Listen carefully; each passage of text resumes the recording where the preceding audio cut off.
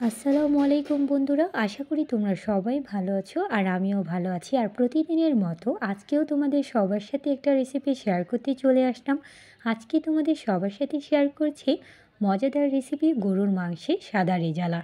গরুর মাংস তো আমাদের প্রত্যেকেরই পছন্দের একটা খাবার, আর গরুর মাংস দিয়ে যে কোনো রেসিপি কিন্তু খেতে সত্যি অসাধারণ লাগে।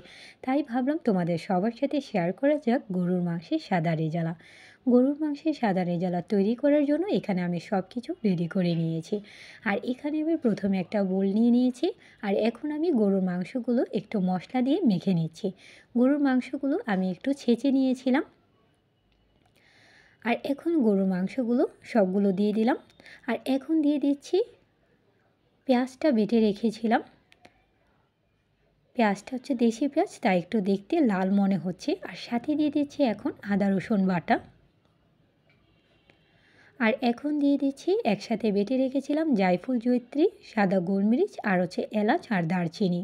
আর এখন দিয়ে দিচ্ছি স্বাদ মতো লবণ, দিয়ে ভালো করে মেখে নিচ্ছি মাংসটা মশলাগুলোর সাথে।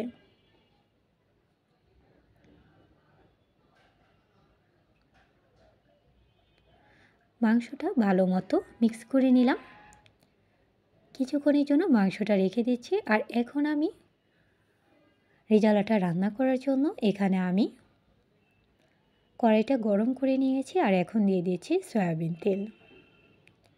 তেলটা একটু বেশি করে দিচ্ছি, কারণ রেজালাতে যত তেল থাকবে সেটা কিন্তু খেতে ততই দারুণ লাগে। আর এখন দিয়ে দিচ্ছি এলাচ আর দারচিনি। তেলটাতে এলাচ আর দারচিনিটা ভালো মতো গরম করে নিচ্ছি। গরম করা হয়ে গেছে। এখন আগে থেকে মাখানো মাংসগুলো দিয়ে দিচ্ছি তেলটাতে। আমি এই মাংসটা সাদা রান্না করেছি, তোমরা চাইলে এটা জালও রান্না করতে পারো, এটার ভিতর মরিচ বা হলুদের গুঁড়ো অ্যাড করে দিতে পারো।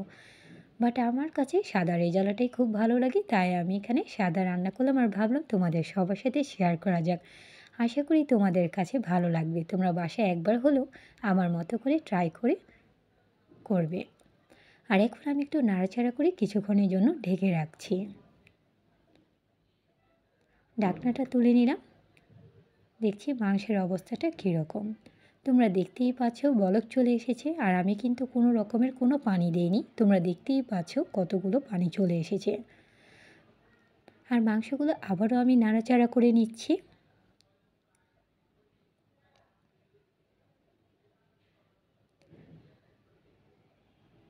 ভালো করে নাড়াচাড়া করে আবারও আমি কিছুক্ষণের জন্য ঢেকে রাখছি, কারণ গরুর মাংস কিন্তু রান্না হতে একটু সময় নেয়।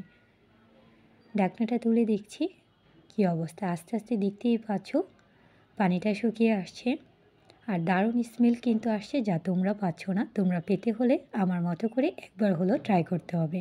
আর এখন দিয়ে দিচ্ছি সাদা রেজালার মোস্ট ইম্পর্টেন্ট ইনগ্রিডিয়েন্ট, সেটা হচ্ছে কাঁচামরিচ। কারণ কাঁচামরিচটা একটু বেশি না দিলে রেজালার স্বাদটা পাওয়াই যায় না। কাঁচামরিচটা দিয়ে এখন ভালো করে নাড়াচাড়া করে নিচ্ছি। তোমরা একটু পানি থাকা অবস্থাতেই কাঁচামরিচটা দিয়ে দিবে, এতে কাঁচামরিচের স্বাদটা দারুণভাবে মাংসটাতে চলে আসবে। আর খেতেও রেজালাটা খুব ভালো লাগবে। আমি আবারও কিছুক্ষণের জন্য ঢেকে রাখছি। ঢাকনাটা তুলে নিচ্ছি। তোমরা দেখতেই পাচ্ছ আস্তে আস্তে আমার রেজালাটা হয়ে আসছে। একেবারে তেল চলে আসলেই আমি কিন্তু নামিয়ে নেব। একটু নাড়াচাড়া করে ভাজা ভাজা করে নিচ্ছি। আশা করি তোমাদের সবার কাছে আমার এই রেসিপিটা ভালো লেগেছে, গরুর মাংসের সাদা রেজালা। তোমরা কিন্তু বাসায় একবার হলেও ট্রাই করবে, আশা করি ভালো লাগবে। আজকে এই পর্যন্তই, তোমাদের কাছ থেকে বিদায় নিচ্ছি। দেখা হবে অন্য কোনো একটা ভিডিওতে। আমার সকল বন্ধুরা, তোমরা কিন্তু আমাকে সাপোর্ট করতে ভুলবে না। যারা এখনও সাপোর্ট করনি তারা আমার নিত্য নতুন ভিডিও দেখার জন্য সাপোর্ট করে ফেলো। আজকে এ পর্যন্ত। Thanks for watching my